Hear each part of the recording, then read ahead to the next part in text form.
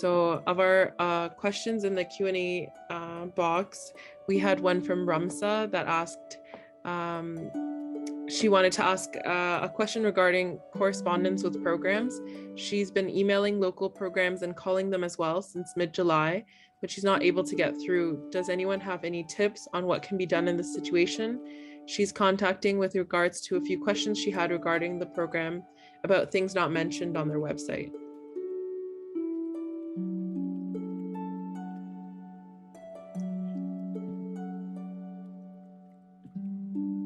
So perhaps we can get Dr. Zargam, perhaps if you want to talk about how you went about interacting with the different programs and working through non-response.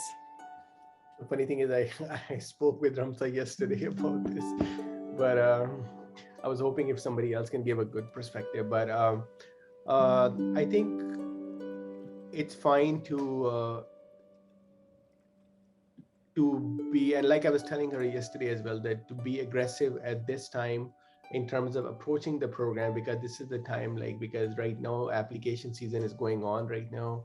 And once the application is submitted, then it's going to be hard to do any kind of changes at that time. So just show, send an interest email, but keep that in mind that nobody's going to reply. Some people don't reply you back with that. So just keep that at the back of your head, and don't be disappointed by that, because a lot of time, especially at this time, the season is very busy. People are busy with people get busy with program coordinator gets busy with applications. And also program director is not going to reply back. I mean, I can give you an example from my program director. He doesn't even reply to some of our residency emails. We send the emails. So it's just that because they're really busy at that time. So if you don't get a response back, don't get disheartened. That does not mean that you shouldn't don't get discouraged, and that doesn't mean don't apply to those programs. For me personally, I just never ended up approaching any of the programs, but that was just me. But I still recommend, if you have some interest in some of your dream programs, definitely send emails to them and follow up with them.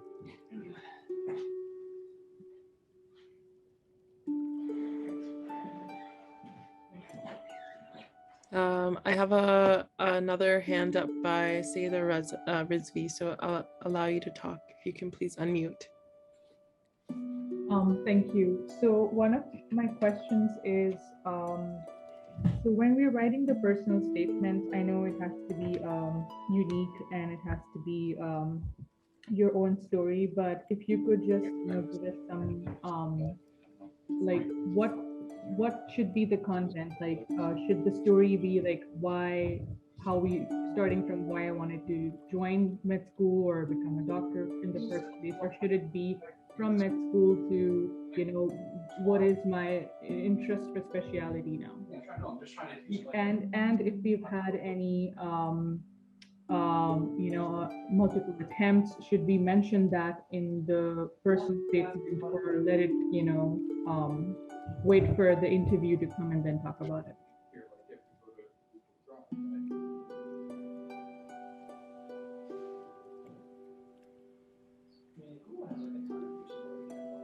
I think it can be all of the above. It doesn't have to be one or the other. It has to be the strongest story that you can provide. It is enough. The advantage of personal statement is you can make it whatever you want. Disadvantage is, like CV, it is not standardized. So if you feel that you have to address the attempt, then you should. But it should be a strongest suit. So you should, if the most inspiring story that is part of your life is going into med school, what made you go, something inspired you to go to med school, then you describe that. You start from there, and then you connect it to the specialty, the residency that you're trying to get into. If your story starts after or during med school or after med school, that you want to do neurology because some family member has stroke, or you really want to do something, and you decide that during med school, then you describe that. So you can make whatever you want out of it, but personal statement is supposed to be something that kind of reflects you in a very positive manner, shows you that you are a strong, dedicated person, and you started thinking about joining this specialty, a few years ago, because of some experience that you've had. Now, in doing so, you can phrase the attempts as setbacks. We all have setbacks. We're all human beings, and that is the reason. That's how you can play this. But I don't see. I mean, there's no cookie cutter way of making a personal statement. A good personal statement is, as described, it's very personal. So it has to be about you. It cannot be about it is such that only you can use it. I can't use it. Dr. Zargham can't use it. Shifa can't use it. It has to be you. And I'll let other panelists chime in as well. I agree with Dr. Bukhari on that, that you can make it the way you want to. The only thing, I mean, and I'm talking about my personal statement, this is the way I did it. I went with chronological order. So my interest in psychiatry, like where it originated, I talked about that, and then I went into, like, that was my passion which drove me into medical school. And then I spoke about my challenges, the time that I had to take off during the medical school. So I took a second paragraph in just describing that.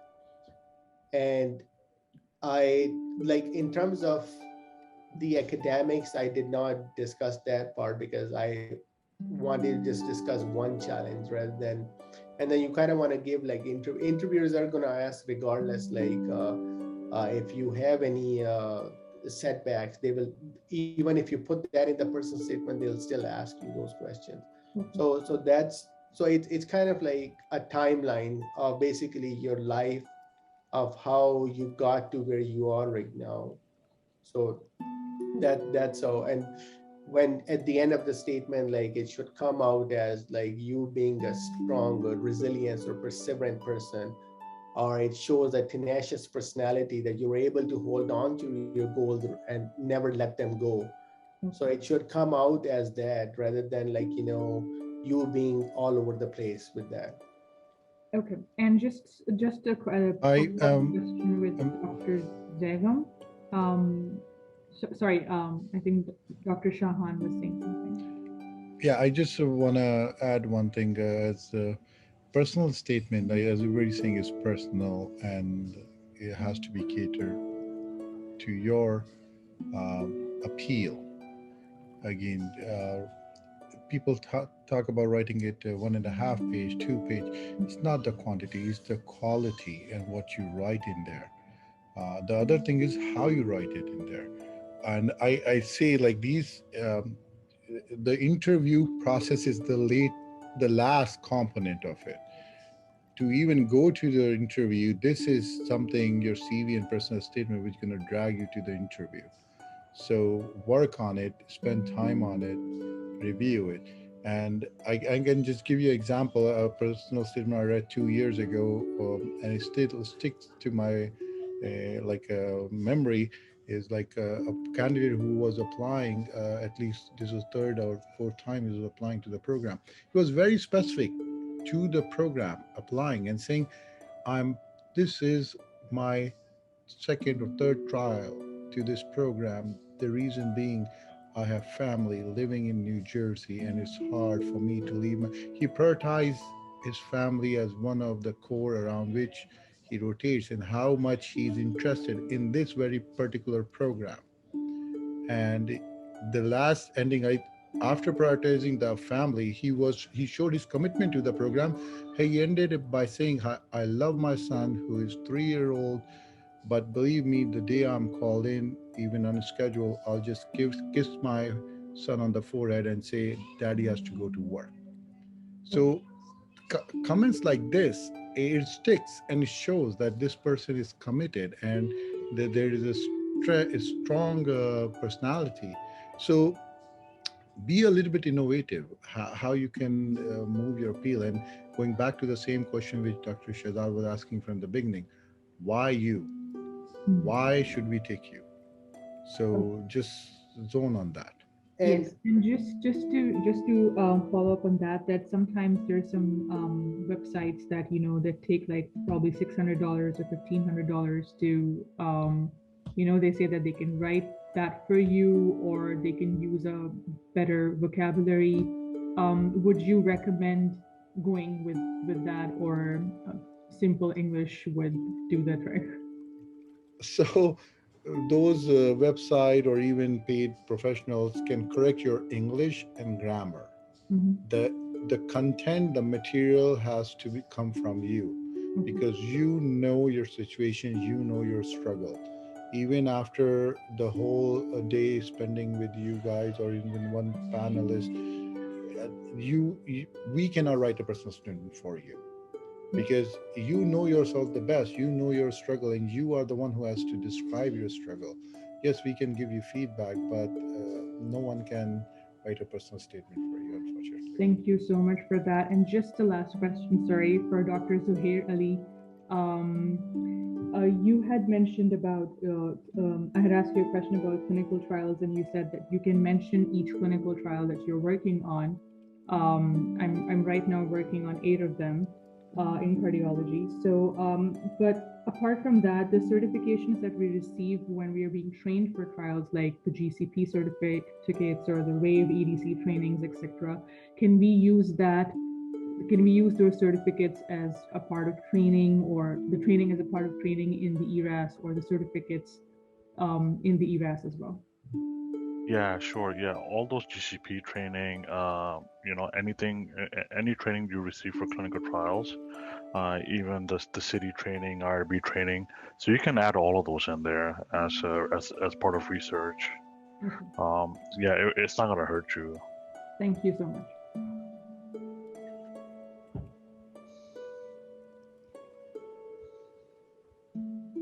Perfect. Thank you so much. I have a question here from the Q&A box from Kashaf Zedi. She says, I recently moved to the US and I'm in the process of changing the status. My application is pending. So if I don't have my EAD until the submission of my application or until the interviews, is there any way I can get held back in the process, or is there any way to address it?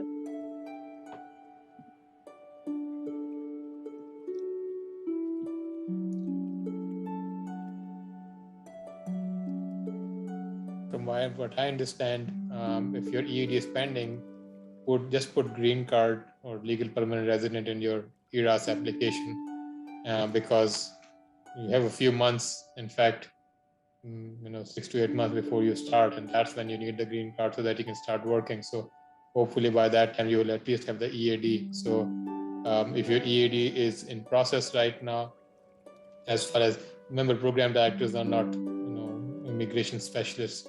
So as far as they are concerned, when you join, you will have a green card, even if you will be having your EAD, which means practically you'll have a green card. So you'll be able to work. You would not need a visa. That's all that they need to know, whether they need to sponsor your visa or not. And if your EAD is pending and you're optimistic that you'll get that in the next few weeks to months, as far as green card is concerned, as far as interviews are concerned, you tell them that you have a green card and you're a permanent resident, or you'll be a permanent resident soon.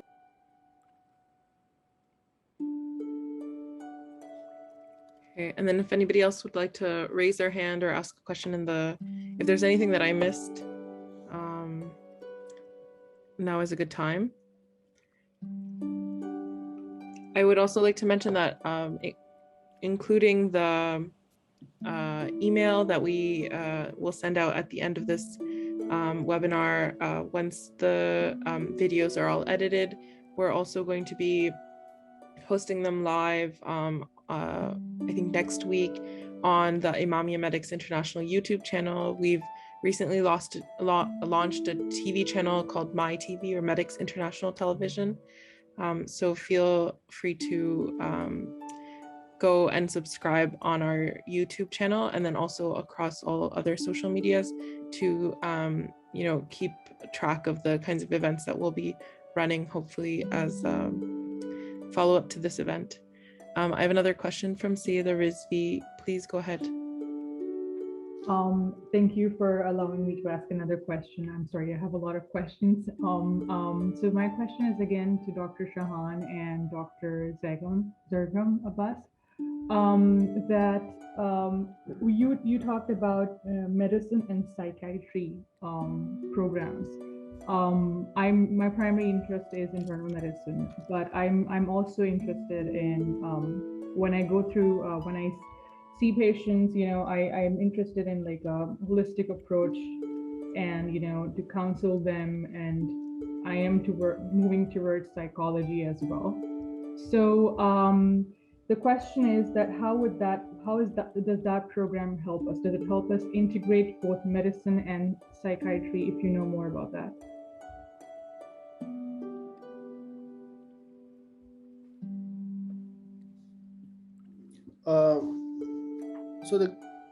So the question is, sorry, can you just repeat like the exact question? Sorry, it was a bit confusing to me.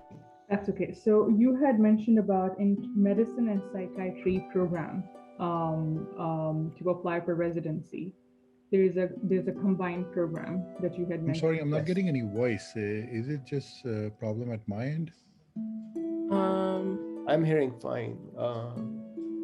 Okay, let me log back in. I'm sorry.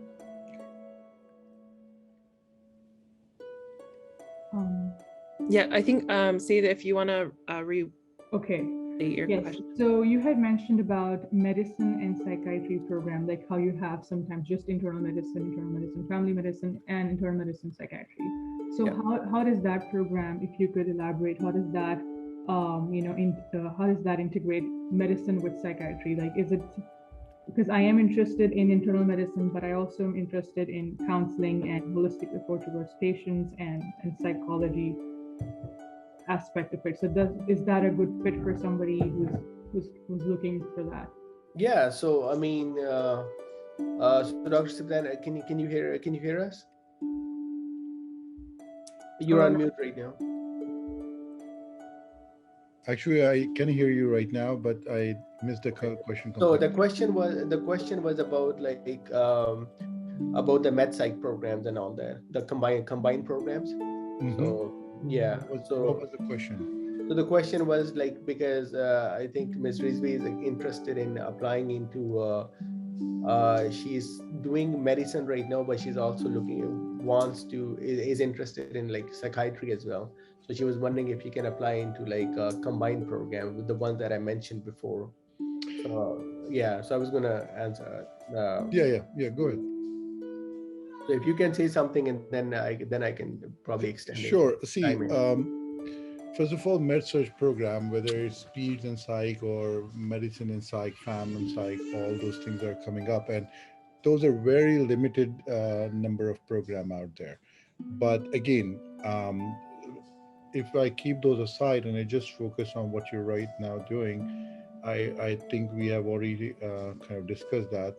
Whatever you're doing, if you are able to support it with a proper reasoning and justify it and connect it to the current field you're interested in this if the case psychiatry, and you can make an argument, it's completely feasible, it's completely acceptable. And again, it's just not like, okay, I'm rotating at a medical clinic, but then what are you doing there? That becomes important then. What's your goal? What have you achieved there? And is there something you're driving from that clinic and experience which you can imply and connect to this field of psychiatry? And of course, when you're applying to this med and psych program or ped and psych program, that becomes very handy then. Because here's my argument, and you can argue that on any panel. You are going for a field of psychiatry, but you are a physician first. You are, and believe me, any psychiatrist, any program you go to, they love to hear that because you will be training as an intern. You are supposed to know your medicine. You are supposed to auscultate and do abdominal examination as an intern. So the fact that you're gaining that experience, definitely you can make an argument. But if you're telling me that you have done 5 rotation and all 5 are in medicine and not even a single one in psych, then I'm questioning it. Okay. All right. Thank you so much. And I think just keep in mind, like if you're applying into those programs, first off, there is only handful, which Dr. Siptan said. Secondly, they're very, very competitive programs. Keep that in at the back of your mind when you're applying in those.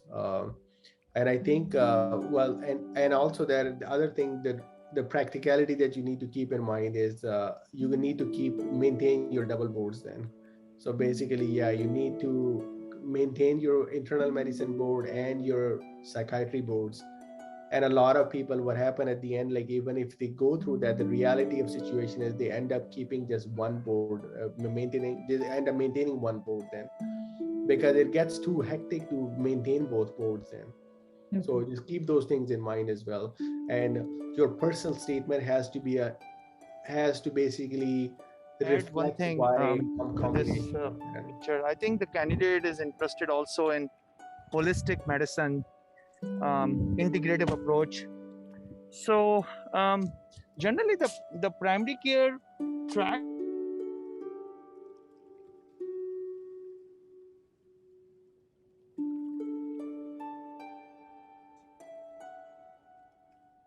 I think, Dr. Shazad, you're muted.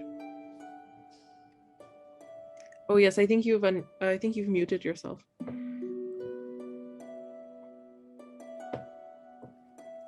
Dr. Shazad, can you hear us?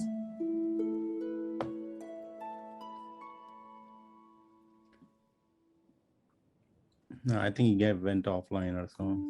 Yeah, I've just asked him to unmute.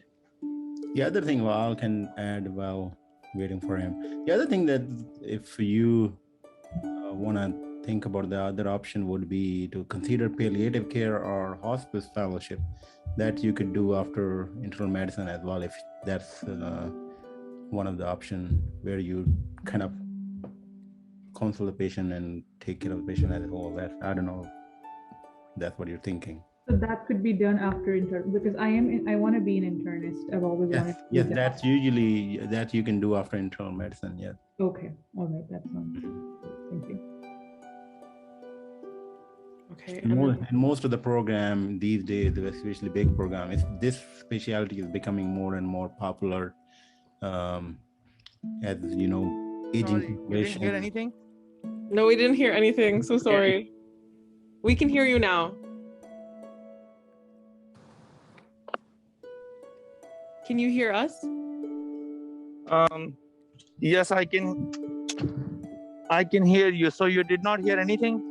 No, I apologize. No worries. So I can just reiterate the same thing. So integrative medicine, holistic medicine, and I believe if that's your interest, you can get trained even in primary care medicine and use this track. Because in the primary care field, there are a lot of layers. Like some likes to do really an internal medicine, hospitalist.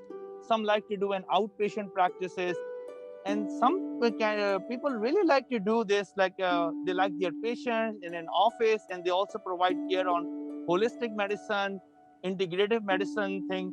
I think it's not necessarily everything is you have to have a program to learn. I do see the candidates with the different programs when they train, they have just they can still practice the things what you have mentioned about the integrative medicine or holistic medicine, even with the primary care track.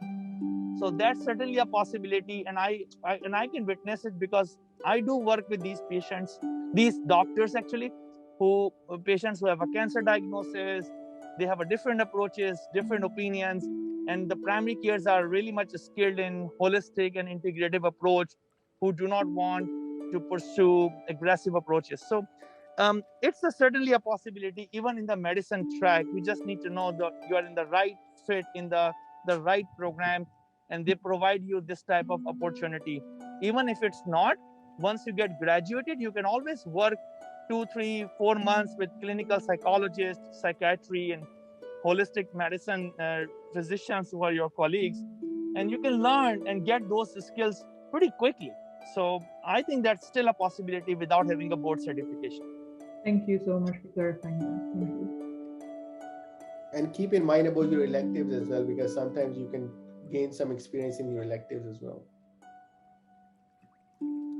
Yes, thank you so much. I wouldn't want to take more time, but it was just that I came across one of the best physicians who was actually a nurse practitioner.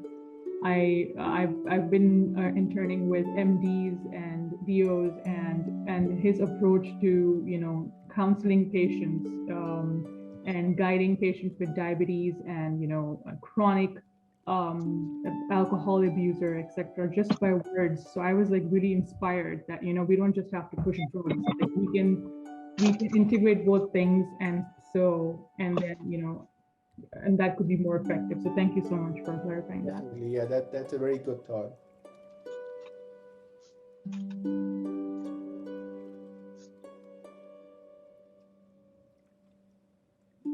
Thank you so much, Saida, and to our faculty. Tabish has written in the Q&A, can we shed some light on whether IMI has any resources for current medical students in terms of observerships or elective rotation? So perhaps Dr. Akbar, if you want to mention some, and then of course everyone else, Dr. Zuhair, if you want to mention those, and then I can kind of summarize some of the other kinds of resources that we may have.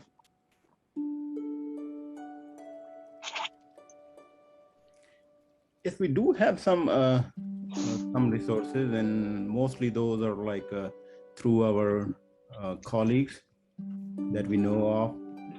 We don't actually have an organized setup we set people over there and there, but we do have connections and resources that we can get. As you know, Dr. Vaji Clinic is one of the example of that. We can get a lot of people rotate over there to in our alumni. Most of the alumni in your medical school, they have their own setup too. So yes, all of you could reach out to us, and we can work to our best.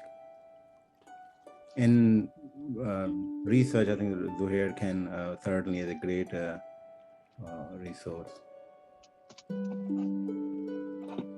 Yeah, another thing I would add is because of COVID, if you're looking for experience or observership or externship in a hospital setting, those are basically currently being denied to pretty much everyone, unless you're like a medical student here locally.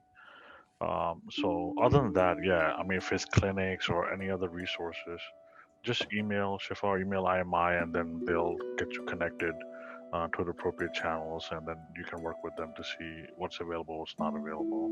As well, we have a research forum at IMI.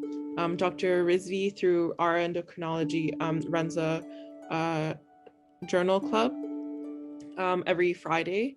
So if you'd like information on that as well, that's when you can do, Dr. Rizvi facilitates lectures and lots of different presentations. And then I also just wanted to really quickly mention to everyone again about the poster presentations. This coming October, we have really a really great opportunity to gain some of that networking, especially during COVID time. You might not have the accessibility of interacting with so many physicians of all different specialties from across the United States. So again, I'm just sharing the screen with everyone at www.conferences.imamiamedics.com. Just apply to submit a poster and then apply for a travel grant. Right now, the only thing that you really have to submit by the 30th of September, so you have a little bit of time, is a 500-word abstract.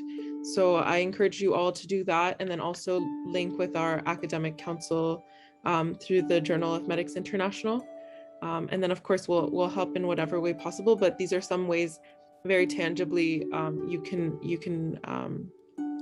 get involved with IMI directly very quickly. And then similarly, some people on the call also spend some of the time that they have off or while they're waiting to match, volunteering directly for IMI through headquarters. So if you're interested, then shoot us an email, and we can always, of course, use your help either locally or now everything's remote, including a lot of our headquarters activities. So I think it looks really great on a resume, and we have a lot of really great success stories from people that have volunteered in some capacity, and then we're able to use that in a interview, about like a medical professional body that they volunteered their time with. And then we have a question here from Maruk to the faculty. I have a question regarding gap in CV. I have almost a 3-year gap in which my CV was due to personal reasons. In such a case, what would be a good way of addressing this during the interview?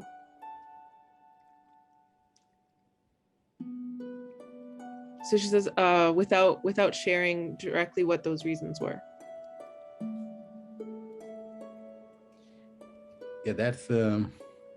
I would like to hear from the faculty too, but this is gonna be a little tricky, because at the same time they would, if they want to know what you did, and if you don't tell them what you did, and at the same time you don't want to lie as well.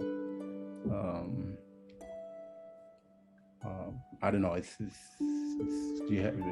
Let's see what other faculty say. Yes, perhaps maybe like a real life example of how someone. I know Dr. Shahan always has these great examples of how people. No, it's definitely Yeah, a tricky. Go ahead. No, go ahead, Dr. Ali. You could say the family reason, or family is always, I think, is a good reason, which sound like it what it is. Probably saying about family commitment. So here's I'm going to share experience, which is a true experience, and like again, people should not take an offense or anything. You're applying to a program, and the one person who you think and you believe is gonna make your future and hire you, and is gonna be go-to person for the rest 3 or 4 years you're going to spend there, is your program director. No problem any problem which arises throughout your residency, you're going to go to the program director. Whether it's your personal problem, whether it's your family problem, you're going to go and share that with your program director, because that's residency for you, unfortunately. And I, of course, in our hospital program, there was a candidate who had some gap issues, and the only person in the entire program knows why that gap was our program director. And the program director argued and made advocated for the candidate, that I know the reason and it's very personal, and I believe that candidate is a good candidate, and he has or she has his or her own reason to have that. And this one person I feel like will be a good fit. So again, sometimes instance like that where you feel like you don't want to share anything, but one person who really this maybe I'm wrong, other people can come in. One person who deserves to know, at least this is your program director, but other people can definitely, because you don't want to lie at the same, or you can just simply say, listen, I have a very personal reason and I don't feel comfortable at this time sharing that, but maybe on a different platform, on a different day, I will be able to open up. Again, that in itself will bring you closer to the program director and curiosity, for him or her to know you personally. I agree with some, and I would say what you could use, what people, the program director and people here value is the family. So if you say that everything of what you did was due to your family reason, I think that's sufficient enough, and they will consider it as a valuable, as a reasonable excuse, because family comes pretty much first in your career, in your life. So they will understand that instead of saying anything else. I'm going to just share my own experience. I was a resident in my first year. I had family issues. Um, and of course, I had to take time off for my family reason. And I think it was 2 weeks of vacation and then has to be extended. The only person who knew was my program director, called me personally, kept check on me. And he said, don't worry, it still made up time for me, graduated me on time. So I owe him for the rest of my life for even getting me into residency. But then what he did for me in residency, it's a different, and that connection is always there. So go with that attitude. The attitude has to change. We are in a different culture, different setting. People need to understand that. And that's what these seminars is for, to get that culture and that perspective clear, that you are applying into a US system where yes, family is regarded as priority, and there is something which is called personal, and there is something which like half of the program, the panelists may agree, most of the program here do talk about this program is your family, is your second family. That's what they talk about. At least in our program, that's what we talk about. This is your second home. You spend 98% of your time actually in the hospital. So that's totally based on what kind of connection you built during your interview with the program director. I I agree with. Go ahead. would like to add. Go ahead, go ahead. Should I? Okay. Let's give you an example. Let's say you went to jail for 2 years and you came in. That's negative. So you have to know, give it a clue that you are trusting the program if the reason is family.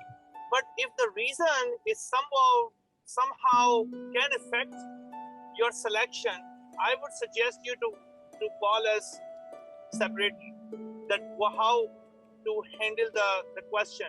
For example, you had a mental torture, mental trauma that leads to depression, and you were in the depression unit for 2 years. That's why you didn't pursue more education. Now you got treated, you got better, you back to your training. I think these type of answers needs a coaching in how to approach. But these are the very rare scenarios. But in general, if the scenario is genuine, there is also from the interviewer, some interviewers are not trained, so they can unintentionally ask illegal questions like, "Are you married?" It is something related to the marriage. I mean, those ideally are not supposed to be asked, but it happens. I mean, and you can't deny it. And the program has a right to. In the end, the program makes decisions despite of saying it's not a right question. So there's something called a sensible way of dealing the situation. Do not volunteer the information. Be very sensitive. If you say that it is, it was too personal, unfortunately, I mean, it was difficult for me to express, but it's more related to the family. A kind of hint that the program directors are also intelligent enough. They will stop over there. But you know, the things like if you think that you went to jail for 3 years or have custody in the police for 3 years, that's why you didn't have a study. That's a different thing. I mean, that needs to be very carefully addressed. Yeah, that's what my few cents are. Yeah, see, again, this is this. It depends upon scenario to scenario, and I think this is not the forum to discuss because it's all privacy and everything. We have encountered everything, and you name it, and everything is out there. And unfortunately, when you're in your second year, apply for your license permit, there's a background check, everything comes out. So again, I'd better not say more, but you don't want to hide anything. That's my thing. If the program finds out later on criminal background, anything, I don't know how they're gonna, because then you're technically lying on your CV if you're not revealing, because there's a checkbox of criminal activities and everything. But that's my take, because So eventually there is yeah, background you're check right. and I mean, everything. correct. And we had a resident who actually lied about the degree. I can tell you that we figured it out in the second year. That resident was fired.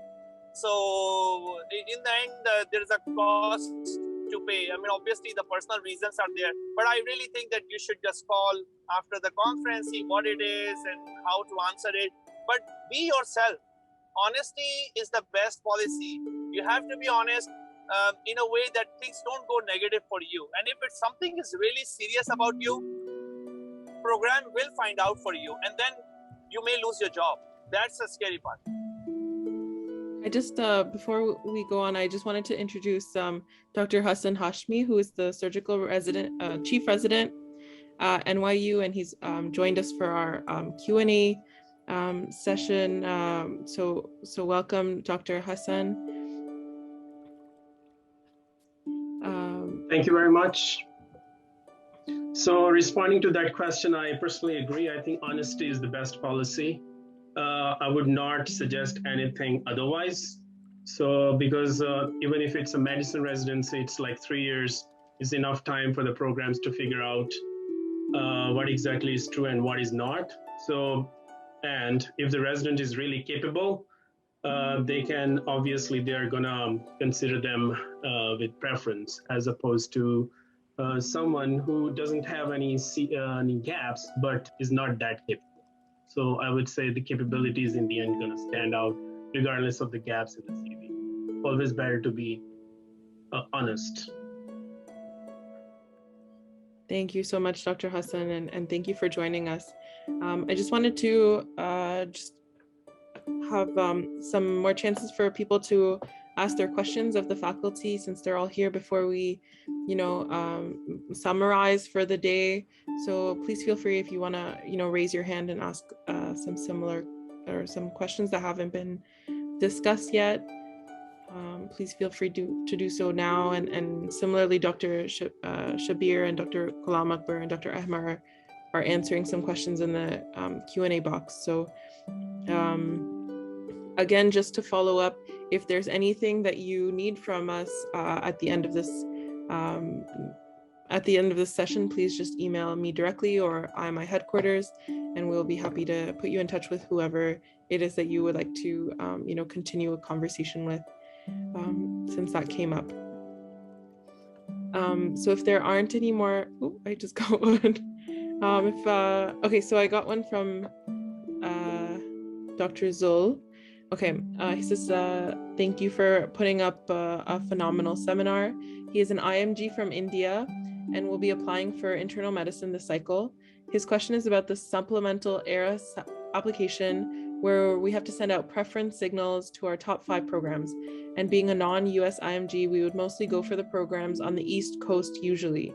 Is this somehow going to nullify our chances in the program, considering there would be overlapping applicants?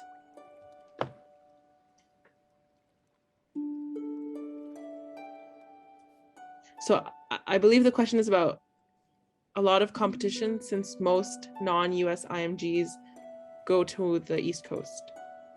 I think a question like this was asked a bit earlier as well. I think this supplemental ERAS thing is kind of tough, especially if you come here. So I'm going to take a hit, swing at this, and then other panel members can chime in. But I would probably just put those programs where I know somebody, or if I have family. For example, if I have family in Chicago, I'll probably put some Chicago programs in there. And the reason being that you've got family there, somebody asks you about it, you get an interview in Texas, Houston, and they say, oh, you want to stay in Chicago? I say, hey, that's the only connection that I have. Having said that, I'm ready to go to the best program that I can get into. So I think that's the only thing that I can say. One thing that I will tell you is, try and do some research to have a realistic idea. So if you've got stellar scores and a very strong CV, then you can put in, University of Illinois, Chicago, University of Chicago, Illinois, Loyola, Rush, you can put in those programs. But if your CV or your scores are such that, those high, strong university programs are going to be too much for you, then don't put in their names. Put in more middle tier programs or community programs in Chicago. So that's just, that gives you a realistic idea of be realistic. Don't put in Harvard, Cleveland Clinic, Mayo Clinic. I don't think that would work in your favor, unless you have a CV to back it up. Be realistic about which program. So this gives the program an idea that you are aiming for programs that are in their tier. I think that is one way of looking at it. And again, this is a new thing. I think in a couple of years, we will all get a good idea of what works and what doesn't work. But I think that's how I'd approach it. And I would see what other panel members have to offer. I think it's a mind game. So I look at it this way, that if you want to select 5 programs and you select 5 programs from New York and you're coming to Missouri for an interview, I get a feeling that this candidate wants to stay in New York. That was his preference for. I think you have to be very tricky here. Like, for example, if you put 5 programs that all are academic, top-notch university program, then there is another mindset, okay, why he's going to come to community program? Each of you know what your CV is, what your chances are, how strong your CV is. I think you will have a very good idea, all of you, like what your CV is telling you. Like if you have a academic CV or you have a community CV, what your goals are. And my 2 cents on this is, because it's variable, everybody has a different opinion. Nobody is perfect. I would put it geographically diverse, so that I will not get preferred, okay, one area I'm there, because this has been looked like, okay, you are preferring only Northeast sector, Midwest. So one from Midwest, one from South. So you can say you're all over. Like you are open to moving for any place. So that's number 1. Number 2 is the program wise, maybe 1 academic, 4 or 3 community. So this is this type of approach can also help. I think it's a hard answer, but this is what I see, that you have to be diverse, not narrow or pinpoint, focus on just a 5 program, Mayo Clinic, Harvard, or a top-notch program, and then you are going to a small community program for an interview. The mentality is telling something, and you're going for something else. So I just want to avoid that. So this is my 2 cents on this issue, but nobody is perfect on it.